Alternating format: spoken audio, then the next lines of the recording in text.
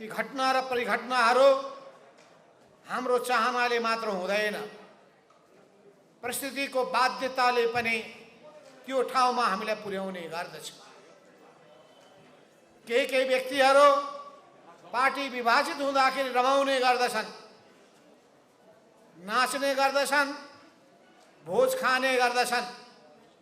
म सम्झिरहेको छु, जतिखेर नेकपा नेपाल कम्युनिस्ट पार्टी नेकपा थियो र सर्वोच्चको फैसलाबाट 2077 साल फागुन 23 गतेका दिनमा अलग हुने अवस्था बन्यो। नेकपा एमालेको एउटा गुट रमायो, खुसीले गदगद भयो पार्टी विभाजित भएको। तर त्यही गुट फेरि पार्टीबाट पिलो निस्क्यो, पिलोबाट पिप निस्क्यो भनिरहेको छ, हाई सन्चो भयो भनिरहेछ। तर अझै पनि खिल बाँकी छ भन्दैछ। भनेपछि हामीलाई घाँडो ठानेका थिए उनीहरूले, घाँडो पन्छियो, आनन्द भयो भनिरहेका छन्। हामीलाई के भइरहेको छ? हामीलाई के भइरहेको छ भने गलत विचार प्रवृत्तिका विरुद्धमा जुझ्ने सबै ढोका बन्द भइसकेपछि, केपी ओलीमा सुधारको कुनै पनि लक्षण नदेखिएपछि,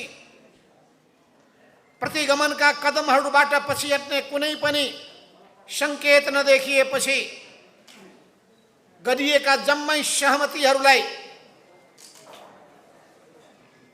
देखावटी सहमतिको रूपमा मात्रै नक्कली सहमतिको जामा पहिर्याउने कामहरू गर्न थालिसकेपछि अनि आफ्नो टाङ मुनि छिराउने नियत देखिसकेपछि हाम्रो सामु अरु कुनै बाटो भएन।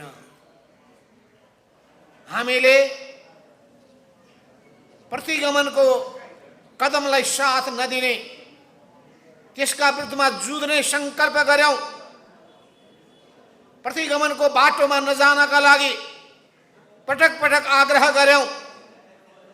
यही हाम्रो देशमा पहिलो पटक एउटा प्रधानमन्त्रीले आफ्नै एउटै कार्यकालमा दुई पटक जनताले निर्वाचित गरेको प्रतिनिधि सभालाई आफ्नो कुर्सी जान्छ कि भन्ने डरले गर्दा कुर्सी नै भाँचिने गरी प्रतिनिधि सभालाई नै भाँचिदिने काम गरे।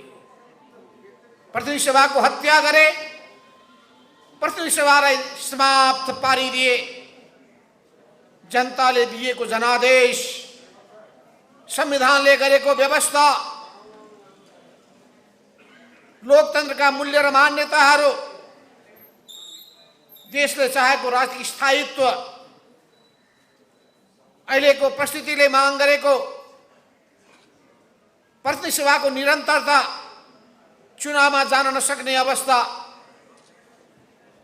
यो सबै कुरालाई आकलन गरेर हामीले दुवै प्रतिगमनका घटनाको विरोध गर्यौं। पहिलो पटक पनि विरोध गर्यौं, सडकमा उत्रियौं, देशव्यापी आन्दोलनको ज्वार भाटा सृष्टि गर्यौं, जनतालाई उत्प्रेरित गर्यौं, जनआवाज बुलन्द गर्यौं र प्रतिगमनका कदम चाल्ने मान्छेहरूलाई चुनौती दियौं। सर्वोच्च अदालतले बहुत सही फैसला गरिदियो, संविधानको रक्षा भयो, प्रतिनिधि सभा जोगियो।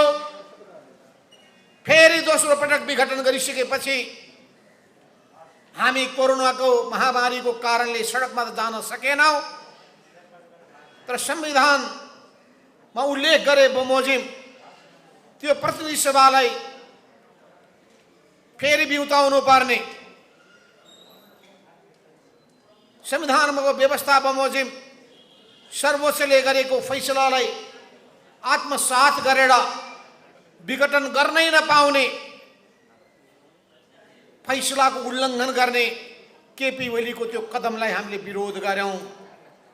त्यो विरोध गर्ने काममा लोकतान्त्रिक शक्तिहरू एकताबद्ध भए, वामपन्थी शक्तिहरू एकताबद्ध भए,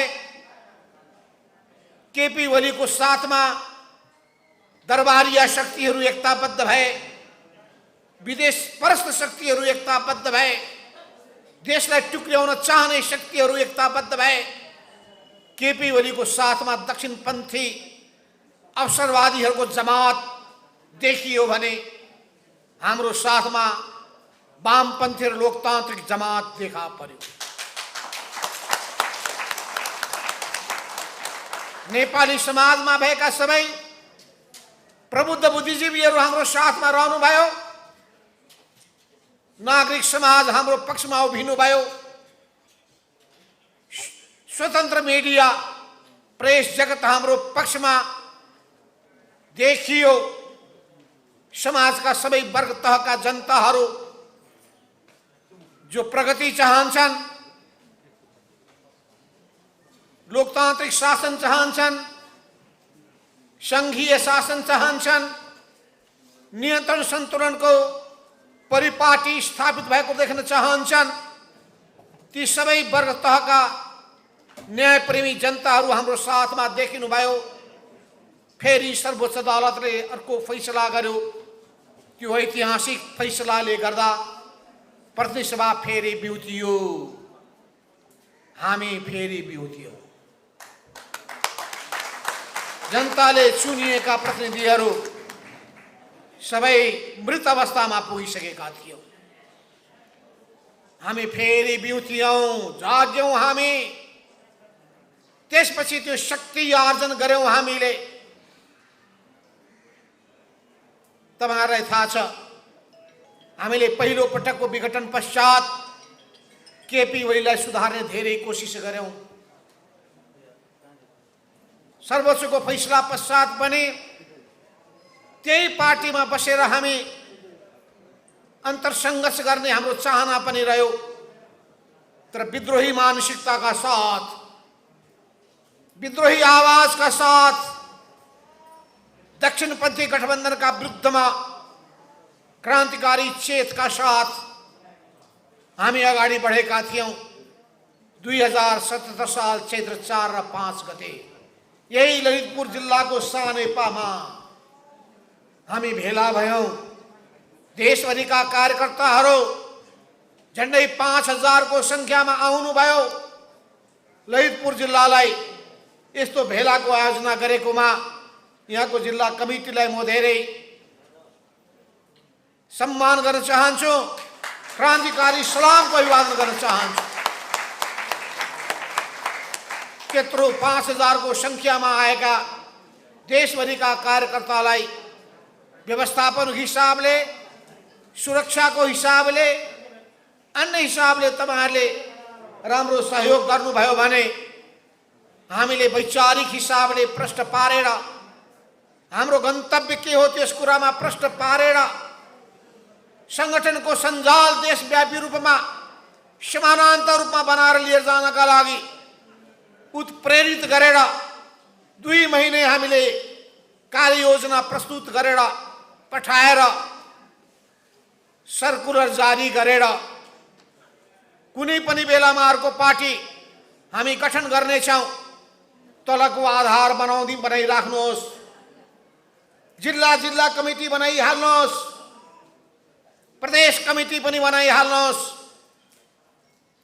केन्द्रको हामीले निकाय त्यसलाई अघि बढाउने प्रयत्न गर्यौं। केन्द्रीय समानान्तर कमिटी चलिरह्यो, स्थायी कमिटीको बैठक बसिरह्यो, जनवर्गीय संगठनका राष्ट्रिय भेलाहरू भए,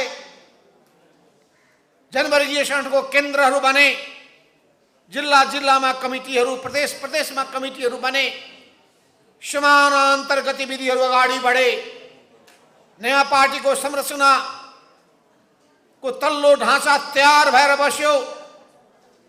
पार्टी भित्रबाट दोस्रो पुस्ताका नेताहरूले आजै पार्टी घोषणा गरौं, भोलि नै घोषणा गरौं बडा दबाब दिनुभयो। मैले नै भने आजै र भोलि हामीले घोषणा गर्यौं भने केही समस्या खडा हुन्छ।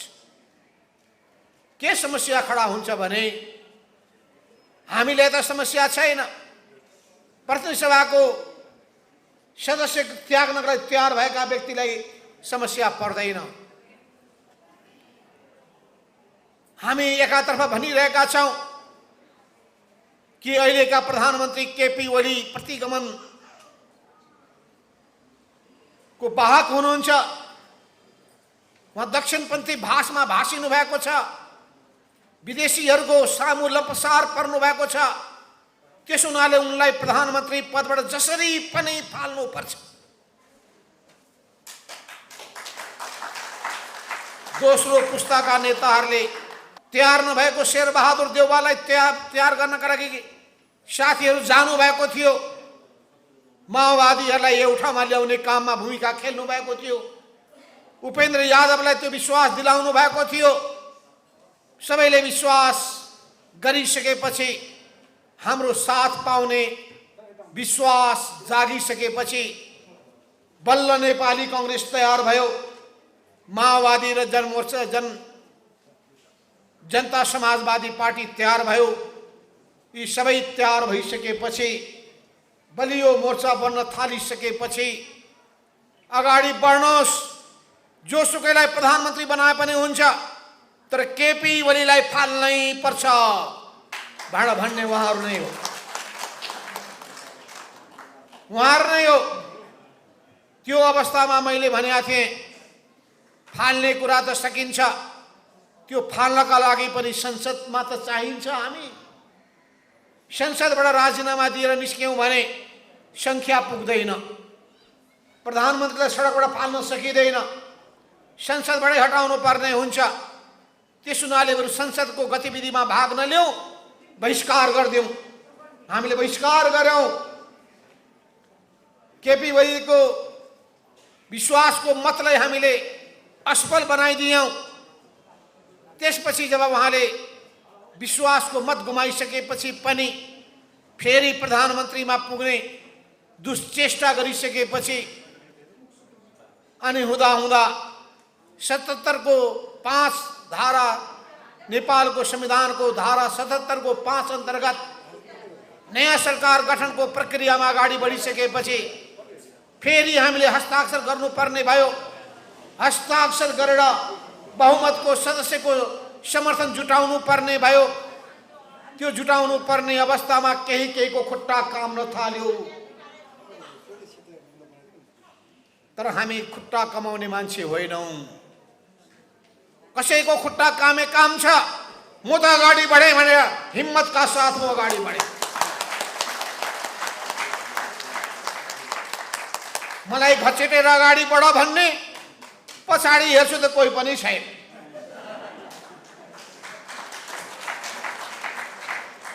अनि म कसैको सहारा लिएर हिँड्ने हो? सहारा तपाईहरु हो, तलका जिल्लाका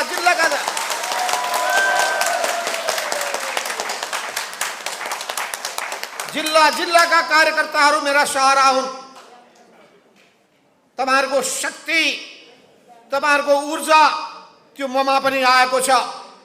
तपाईहरुको युवा जोश ममा पनि जागेको छ। र मैले 2032 साललाई सम्झे। जतिखेर 31 साल 32 सालमा नयाँ जोशका साथ हामी कम्युनिस्ट पार्टी पुरानो पार्टीसँग विद्रोह नै गरेर नयाँ पार्टी बनाउने जमर्को गरेका थियौं। फेरि समय आएछ, फेरि युवा शक्ति, युवा जोश अब जगाउनु पर्ने रहेछ भन्दै तपाईहरु सबैको प्रेरणाबाट म पनि अगाडि बढ्ने हिम्मत मैले पनि गरेँ।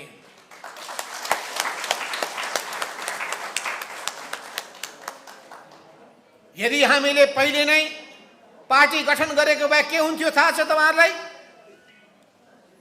सांसदहरू, प्रतिनिधि सभा र राष्ट्रिय सभाका सदस्यहरूलाई हामीले त्यतिकै छोडिदिनु पर्ने हुन्थ्यो। उहाँहरू केपी ओलीले जे भन्यो त्यही मान्नुपर्ने अवस्थामा बन्नुहुन्थ्यो। हाम्रो साथमा लागेको भए उहाँहरू निष्कासनमा पर्नुहुन्थ्यो, उहाँहरूको पद समाप्त हुने थियो। प्रदेश सभाका सदस्यहरू उहाँहरूले पार्टी रोज्न पाउनु हुने थिएन। उहाँलाई पनि निकालिदिने अवस्था बन्ने थियो। पालिकाका प्रमुख वडा अध्यक्ष र सदस्यहरू उहाँहरूले पनि पार्टी रोज्न पाउनुहुने थिएन, किनभने वैधानिक अधिकार हाम्रो हातमा थिएन। त्यस हुनाले हामीले भन्यौं अहिले समय भएको छैन। हो, समय भएको छैन भन्ने कुरामा अधिकांश सहमत हुनुभयो। केही आजै फोडौं भोलि नै फोडौं भन्ने मान्छेहरूको आज भोलि फेरिएको देख्दा अचम्म लागेको छ। तर पनि कतिपय साथीहरूले राम्रै भूमिका खेल्नु भएको थियो।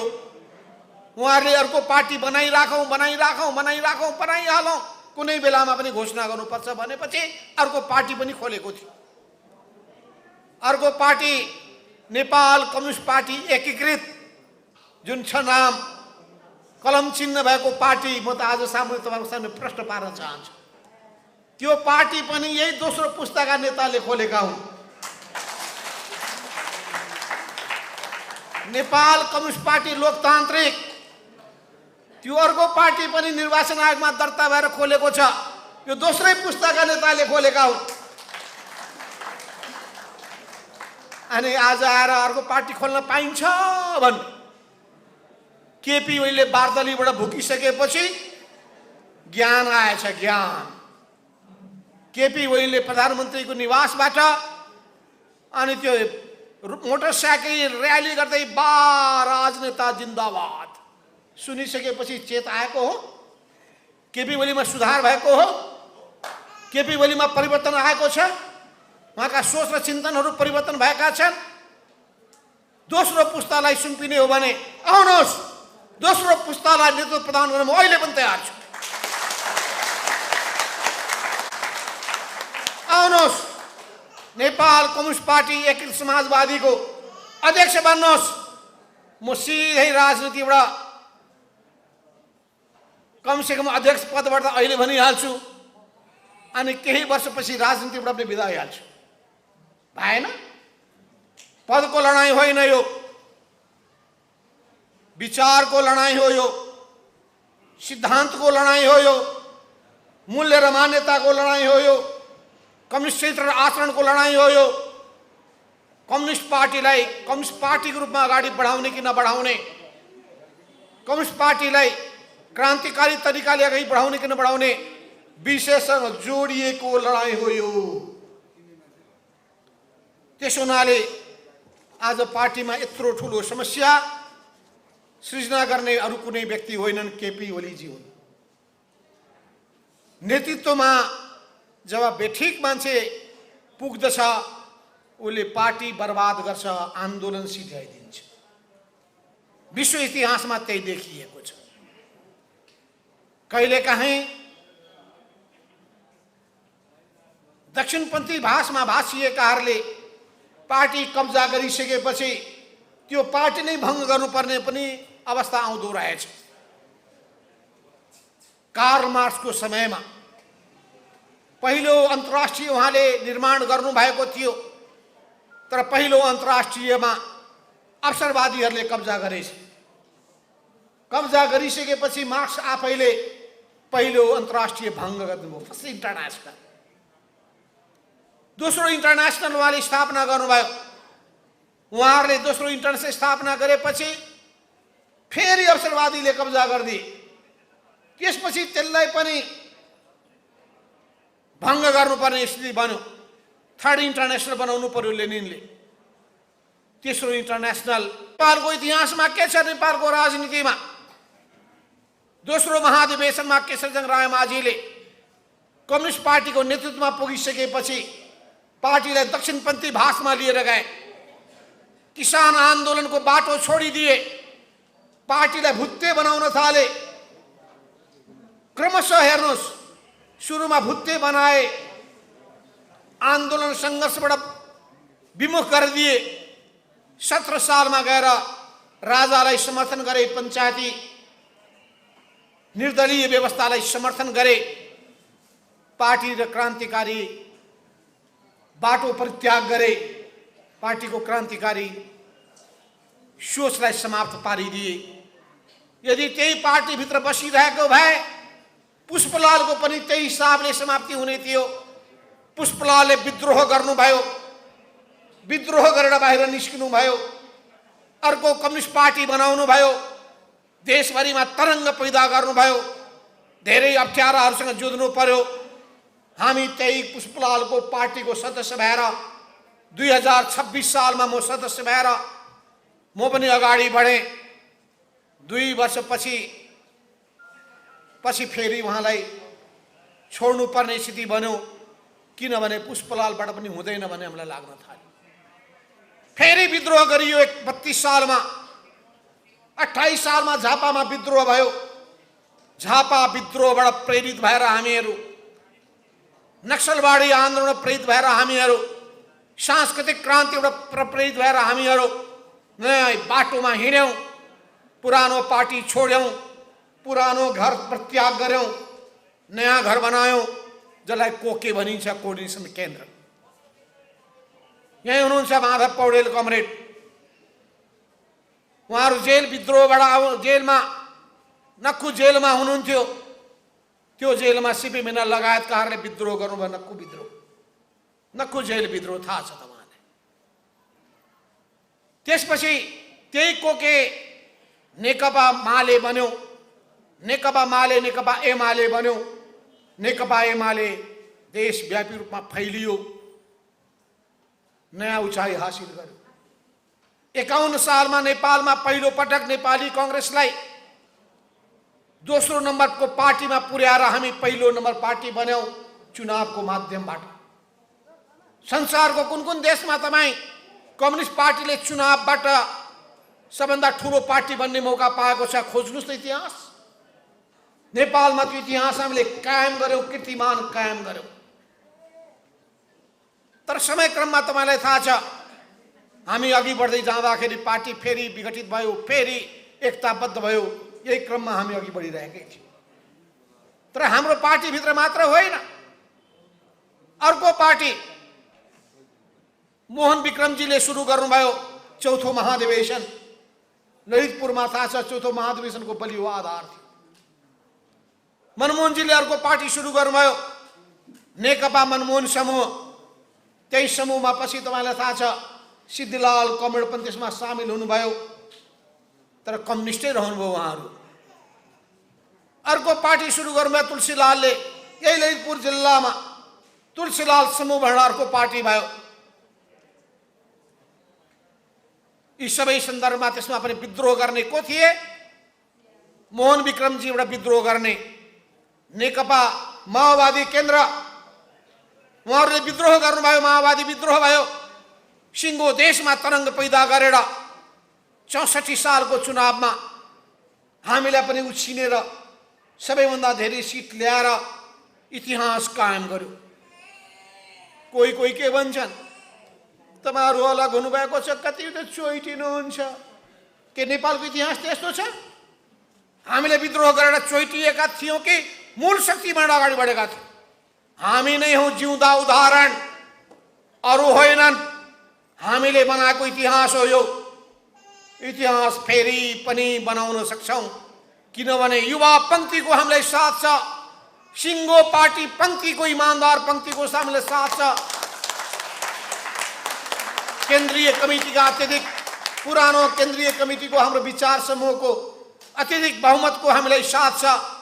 पार्टीसँग जोडिएका सबै संगठनहरू, क्रान्तिकारी बाटोमा हिँडेका संगठनहरूको हामीलाई साथ छ।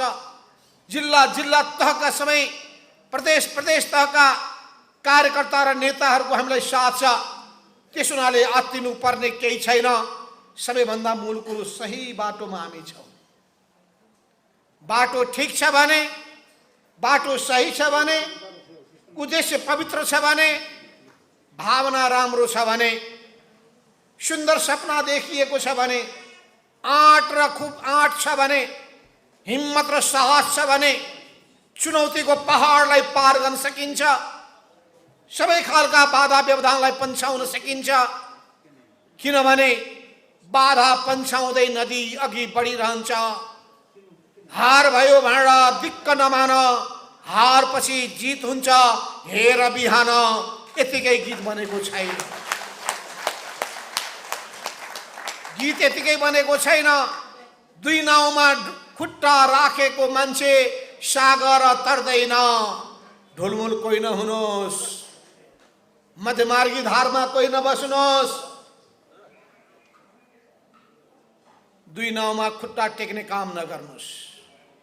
दुई नाउँमा खुट्टा टेकेको मान्छे सागर तर्दैन।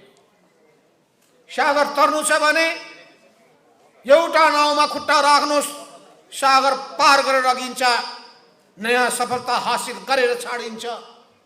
त्यसो हुनाले कमरेडहरू, यो गौरवपूर्ण इतिहास हामीसँग छ। क्रान्तिकारी नेताहरूको भावनाले, उहाँहरूको आदर्शले हामीलाई अघि बढ्न प्रेरित गरिरहेको छ। त्यसो हुनाले अहिले गलत बाटोमा गएकाहरूका विरुद्धमा हामीले अहिले पनि सुध्रेर आउनुहोस्।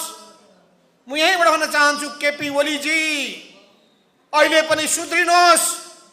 प्रतिगमनको क्रियाकलापप्रति आत्मालोचना गर्नुहोस्। तपाईले देशलाई बर्बाद पार्नु भएको थियो। सरकारमा बसेर सारा दुर्नाम कमाएर पार्टी जनताको माझमा विस्थापित हुने अवस्थामा पुगेको थियो। त्यसको निम्ति तपाईले अवसर गुमाउनु भयो, सबैलाई साथमा लानु भएन। यत्रो बहुमत प्राप्त भएको त्यो पार्टी त्यो अवसर गुमाउन पुग्यो। एकताबद्ध भएको थियो पार्टी, नेपाल कम्युनिस्ट पार्टी नेकपा बनेको थियो। त्यसलाई राम्रो ढङ्गले चलाएर लान सकिन्थ्यो। तीन तीन चारवटा प्रधानमन्त्री, पूर्व प्रधानमन्त्रीहरू थिए, उनीहरूको अनुभव लिन सकिन्थ्यो। पूर्व प्रधान उप प्रधानमन्त्रीहरू थिए, दर्जनौं मन्त्रीहरू थिए, उनीहरूको अनुभव र ज्ञान लिन सकिन्थ्यो। यत्रो अनुभव प्राप्त गरेका कार्यकर्ताहरू थिए, विभिन्न विभागहरू गठन गरेर त्यसलाई परिचालन गर्न सकिन्थ्यो। पार्टी गतिहीन भन्यो, पार्टी मृत अवस्थामा पुग्यो। कमिटीको बैठकै नबस्ने, कार्यकर्तालाई सङ्गठितै नगर्ने, कार्यकर्ताको उचित मूल्याङ्कन नै नहुने, कसैलाई न्याय गर्दै नगर्ने, खालि आफ्नो आशे पासेहरूलाई, भजन मण्डलीहरूलाई, हनुमानहरूलाई, साइबर स्यालहरूको एउटा सेना खडा गरेर स्याल हुइयाँ मचाएर आफ्नो नजिकका मित्रहरू, पार्टीका सहयोद्धाहरूलाई अपमानित गर्ने काम मात्रै केपी ओली र उनको समूहबाट भइरह्यो। अपमानको घुट पिएर मान्छेले बस्नु पर्यो, अन्याय सहेर बस्नु पर्यो। यो सबै अवस्थाभित्रबाट देशमा न्याय गर्नका लागि, जनतालाई सही ढङ्गले सही बाटोमा लिएर जानका लागि, देशको स्वाधीनताको रक्षा गर्नका लागि हामीले पार्टीलाई क्रान्तिकारी धारमा अघि बढाउनु पर्ने अवस्था उत्पन्न भयो। क्रान्तिकारी धारमा हामीले अगाडि बढाइरहेका छौँ। यही बढाउने सिलसिलामा नै 2078 सालको भदौ महिनामा 4 गते हामीले 2 गते पछि 4 गते नयाँ पार्टी दर्ता गर्यौं र 9 गते त्यसको हामीले प्रमाणपत्र प्राप्त गर्यौं, वैधानिकता हासिल गर्यौं। नेपाल कम्युनिस्ट पार्टी एकीकृत समाजवादी नामको नयाँ पार्टी निर्माण गर्यौं र यो पार्टी केपी ओलीको पार्टी भन्दा भिन्न हुनेछ। यो क्रान्तिकारी धारमा जानेछ। यो सामूहिकताको सिद्धान्तलाई पालना गर्नेछ। कमिटी प्रणालीलाई अवलम्बन गर्नेछ। कार्यकर्ताहरूको समुचित मूल्याङ्कन गर्नेछ र तल तलसम्म जनताका समस्याहरूसँग जोडिनेछ। देशको झण्डा बुलन्द गर्नेछ। देशभक्तिको भावनाबाट उत्प्रेरित भएर बढ्नेछ र युवा पुस्ता, खास गरिकन युवा पुस्तालाई समेटेर उनको समस्यालाई सम्बोधन गरेर जानेछ। महिलाहरूका वेदनाहरूलाई हल गर्नका लागि अगाडि बढ्नेछ। महिला हिंसा, महिलाहरूमाथि भेदभाव, दलितहरूमाथि भेदभाव, छुवाछुत यस्ता कुप्रथालाई समाप्त पार्ने काममा सङ्गठित भएर अभियान सञ्चालन गर्नेछ। गरिबी, अभाव र बेरोजगारीमा पिल्सिएकाहरूलाई यसले अवश्य पनि उच्च महत्त्व दिनेछ, उनीहरूको समस्यालाई आफ्नो समस्या ठान्नेछ। समाजका सबै वर्ग तहका जनताहरूलाई, सबै जातीय समुदायका जनताहरूलाई एकताबद्ध बनाएर अगाडि बढ्नेछ र नेपालको अर्थतन्त्रका सबै क्षेत्रहरू तिनीहरूलाई चलायमान बनाउनेछ। कृषिलाई उच्चतम प्राथमिकता दिनेछ, कृषिको आधुनिकीकरण व्यावसायीकरण गरिनेछ, त्यसको यान्त्रिकीकरण गर्दै देशलाई आत्मनिर्भर बनाउने, कृषि क्षेत्रमा आत्मनिर्भर बनाउने काममा जुट्नेछ। नेपालको कृषि उत्पादनहरूमध्ये जुन जुन उत्पादनलाई नेपालमा आफै हामीले उत्पादन गर्न सक्दछौँ, नेपालको आवश्यकता पुरा गर्न सक्दछौँ, त्यसमा राज्यले विशेष ध्यान दिनुपर्ने हुन्छ।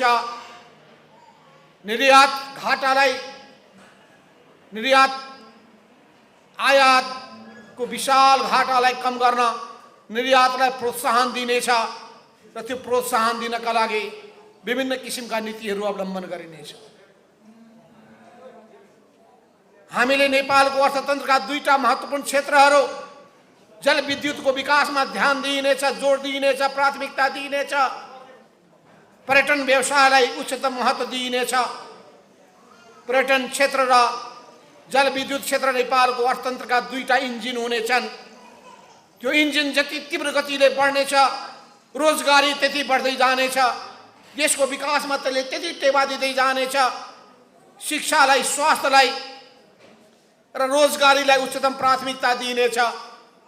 शिक्षा जनताको अधिकार, स्वास्थ्य जनताको अधिकार, रोजगारी जनताको अधिकार हुनेछ र त्यसको निम्ति नेपालको अहिलेको आवश्यकता अनुसारको शिक्षा प्रणाली, देशभक्तिको भावना र विकासको दिशा सम्बोधन गर्ने शिक्षालाई, त्यसमा पनि प्राविधिक शिक्षालाई विशेष ढङ्गले आम युवाहरूलाई प्रशिक्षित गर्ने काममा लगाइनेछ।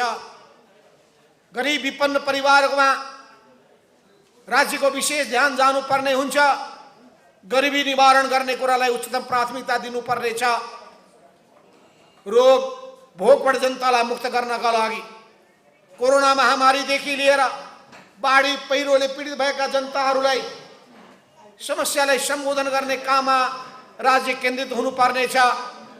राज्यको दायित्व जनताको समस्यालाई सम्बोधन गर्ने हो, भ्रष्टाचार गर्ने होइन, जनतालाई लुट्ने चुस्ने पनि होइन, जनतालाई सताउने पनि होइन। त्यहाँ राज्यमा पुगेका मान्छेहरू काम सेवाको भावनाबाट प्रेरित हुनेछ। त्यसो हुनाले हामीले जोड दिनेछौँ कृषिको क्षेत्रमा, हामी दिनेछौँ जोड उद्योग व्यवसायको प्रवर्धन र सम्बोधन गर्ने क्षेत्रमा, हामी जोड दिनेछौँ पूर्वाधार, भौतिक पूर्वाधारको विकास गर्ने कुरामा, सडक सञ्जाललाई देशव्यापी रूपमा फैलाउने कुरामा हामी जोड दिनेछौँ। भौतिक पूर्वाधारको साथसाथै मान्छेको चेतना स्तर माथि उठाउने कुरामा, समाजमा भएका जम्मै पछौटे चिन्तनलाई हटाउने कुरामा, त्यस हुनाले हामी सबै खालका विभेदलाई अन्त्य गर्नेछौँ, सदाचारको भावना फैलाउनेछौँ, असल संस्कारको विस्तार गर्नेछौँ। युवा पिँढीमा हामी पुरानालाई सम्मान गर्ने, बालबालिकालाई माया गर्ने, मिठो बोल्ने, पवित्र भावना राख्ने यस्तो संस्कृति हुर्काउने काममा हामी जुट्नेछौँ। हामी प्रत्येक क्षेत्रमा अध्ययनलाई अनुसन्धानमा जोड दिनेछौँ। अध्ययन र अनुसन्धानमा जोड दिएर प्रत्येक काममा अनुगमन गरेर काम भयो भएन भन्ने कुराको बारेमा सधैँभरि निगरानी राखेर अनुगमन सुपरिवेक्षण गरेर राम्रो गर्नेलाई पुरस्कृत गर्ने, नराम्रो गर्नेलाई दण्डित गर्ने तरिकालाई प्रभावकारी रूपमा लागू गर्नेछ। हामी नयाँ नयाँ खोज र अनुसन्धानमा जोड दिनेछौँ र यी सबै गरेर हाम्रा प्रत्येक कदम देश र जनताको हितमा केन्द्रित हुनेछ। विदेश सम्बन्धको मामिलामा, परराष्ट्र सम्बन्धमा पनि सबैसँग मित्रतापूर्ण सम्बन्ध राख्नेछौँ। हाम्रा कोही शत्रु वैरी हुने छैनन्, तर हाम्रो आन्तरिक मामिलामा कसैको हस्तक्षेप हामीलाई स्वीकार्य हुने छैन। नेपालीहरूको शिर ठाडो पार्ने ढङ्गले नेपालको मर्यादाको रक्षा गरिनेछ, नेपाली स्वाभिमानको रक्षा गरिनेछ। विदेशीहरूको हाली मुहाली देशमा चल्ने स्थिति अन्त्य गरिनुपर्छ भन्ने मान्यता राखिनेछ। यी सबै हिसाबले हामी अगाडि बढ्नेछौँ। हामी प्रत्येक व्यक्तिमा रहेका खुबी र क्षमताहरू के हुन्, त्यो खुबी र क्षमता अनुसार उनीहरूलाई अगाडि बढाउनका लागि विशेष ढङ्गले चल्नेछौँ। खुबी भएका मानिसहरू, ट्यालेन्ट भएका मान्छेहरूको खोजी गर्दै तिनीहरूलाई हुर्काउनका लागि विशेष योजना बनाइनेछ। यिनै पवित्र भावनाका साथ हामी अगाडि बढ्नेछौँ। पार्टीभित्र त्यही हिसाबले हामी असल कार्यकर्ताहरू तयार गर्नेछौँ।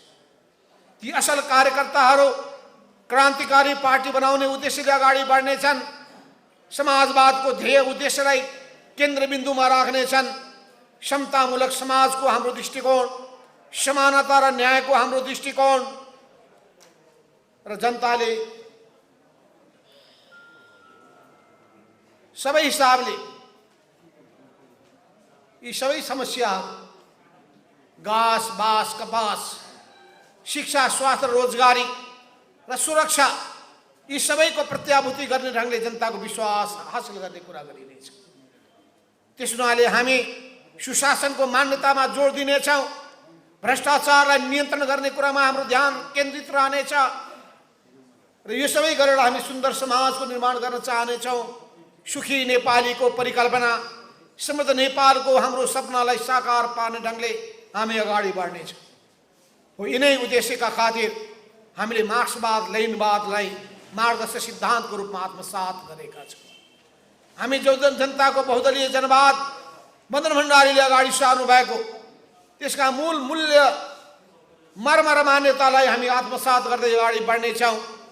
हामी नयाँ यात्रामा अगाडि बढिरहेका छौँ। नेपाली समाज पुँजीवादको चरणमा प्रवेश गरिसकेको छ। यसलाई समाजवादको दिशामा लिएर जाने हाम्रो कोसिस हुनेछ। समाजवादको नेपाली मोडल के हुनेछ, त्यो नेपाली मोडलको बारेमा हामी व्यापक छलफल परामर्श गर्नेछौँ। व्यापक बौद्धिक अन्तर्क्रिया गर्नेछौँ। विज्ञहरूसँग सल्लाह मशविरा गर्नेछौँ। सबैको ज्ञान बुद्धि अनुभवहरू हामी हासिल गर्ने समेट्ने कोसिस गर्नेछौँ। सबै ज्ञानको केन्द्र हामी आफै, मभन्दा जान्ने कोही पनि छैन भने त्यस्तो घमण्डबाट हामी टाढा हुनेछौँ।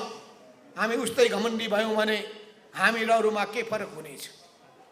त्यस हुनाले हामी सबै बौद्धिक शक्तिहरू, नागरिक समाजका असल तबकाहरू, मिडियाका हाम्रा सबै मित्रहरू, सबैको सहयोगहरू लिनेछौँ, सबैको साथ लिनेछौँ र यो देशलाई सुन्दर बनाउने सबैको साझा जिम्मेवारी हो भन्ने भावनालाई ध्यानमा राखिकन अरूसँग हातेमालो गर्दै अगाडि बढ्नेछौँ। सबै देशभक्त शक्तिहरू, सबै वामपन्थी शक्तिहरू, सबै लोकतान्त्रिक शक्तिहरूसँग हामी सहकार्य गर्नेछौँ। अहिले यो हाम्रो नयाँ पार्टी, पुनर्गठित पार्टी नेपाल कम्युनिस्ट पार्टी एकीकृत समाजवादीले अरू कुनै पार्टीसँग तत्काल एकता गर्ने छैन। कसैलाई भ्रममा कोही नपरोन् कि अब यो पार्टी माओवादीमा गएर मिल्छ कि भनेर भ्रम नराखे हुन्छ। अहिले यो पार्टीको आधार बलियो बनाउनेछौँ। यो पार्टीको आधार बलियो बनाएर त्यो जगमा उभ्याएर देशव्यापी सङ्गठन विस्तार गर्दै गएर कार्यकर्तामा नयाँ चेतना र नयाँ भावना पैदा गरेर सङ्गठन निर्माण गर्ने र परिचालन गर्ने, जिल्ला जिल्लामा, पालिका पालिकामा, निर्वाचन क्षेत्र क्षेत्रमा, वडा वडामा, टोल टोलमा, बुथ बुथमा पार्टीका कमिटीहरू बन्नेछन्। पार्टीका कमिटी बन्नेछन्, पेशागत कमिटीहरू बन्नेछन्, जनवर्गीय कमिटीहरू बन्नेछन्। तिनीहरू पनि तल तलसम्म बन्नेछन्, देशभित्र बन्नेछन्, प्रवासमा बन्नेछन्। हामीसँग भएका सबैलाई सङ्गठित गर्ने काम गरिनेछ। महिलाहरूलाई गोलबन्द गरिनेछ, विद्यार्थीहरूलाई गोलबन्द गरिनेछ, पेसाकर्मीहरूलाई गोलबन्द गरिनेछ, मजदुर किसानलाई गोलबन्द गरिनेछ र त्यसै गरी हामी युवाहरूलाई बेग्लै गोलबन्द गर्दै अगाडि बढ्नेछौँ। गोलबन्द गरिनेछ र सबैलाई एकताबद्ध बनाएर अगाडि बढाउने काम गरिनेछ। योग्यता क्षमताको पहिचान गरिनेछ, प्रतिस्पर्धामा ध्यान दिइनेछ, स्वस्थ प्रतिस्पर्धालाई प्रोत्साहन दिइनेछ, राम्रो गर्नका लागि प्रतिस्पर्धालाई है प्रोत्साहन दिइनेछ। यी सबै मान्यताका साथ हामी अगाडि बढ्नेछौँ। त्यस हुनाले हामी सामूहिक नेतृत्व प्रणालीलाई अवलम्बन गर्नेछौँ। यस अर्थमा नयाँ पुस्ताका व्यक्तिहरू योग्य सक्षम बन्दै जाउन् र नयाँ पुस्तालाई हामी नेतृत्व हस्तान्तरण गर्दै जानेछौँ। हामी जसरी पनि यो सत्तामा कुर्सीमा टिकिरहने गरी बसिने छैन।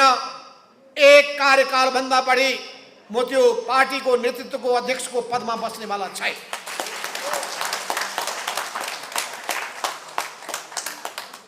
त्यस हुनाले त्यो अरू जस्तो नक्कली घोषणा होइन। एउटा कार्यकाल हुँदा हुँदा त दोस्रोमा बस्दिन भन्ने, अन्तिम बेलामा त्यसलाई पनि नछोड्ने, त्यस्ता कोही छन् कि छैनन् पत्तो लगाउँदै गर्नुहोला। अब थाहा भइहाल्छ। त्यसो हुनाले कुरो के हो भने भविष्य युवा पुस्ताको हातमा छ। नयाँ युवाहरू जीवन शक्तिले ओतप्रोत समाजको त्यो हिस्सा हो जो बिहानीको सूर्य जस्तै झुल्किन्छ। नयाँ ऊर्जा लिएर, नयाँ प्रकाश लिएर, नयाँ शक्ति लिएर, नयाँ संकल्प लिएर सिङ्गो धरतीलाई उज्यालो बनाइदिन्छ। त्यो युवा पुस्तालाई हामी अघि बढाउन चाहन्छौँ। खुबी भएका, क्षमता भएका, प्रतिभा भएका, इमान्दारिता र निष्ठा भएका, देश र जनतालाई माया गर्ने, आफ्नो काम र कर्तव्यलाई पुरा गर्न सक्ने, पदको निम्ति मरिहत्ते गर्ने होइन, जिम्मेवारी पुरा गर्ने भावनाले उत्प्रेरित हुने त्यो पंक्तिलाई हामी अगाडि बढाउने काममा जुट्नेछौँ।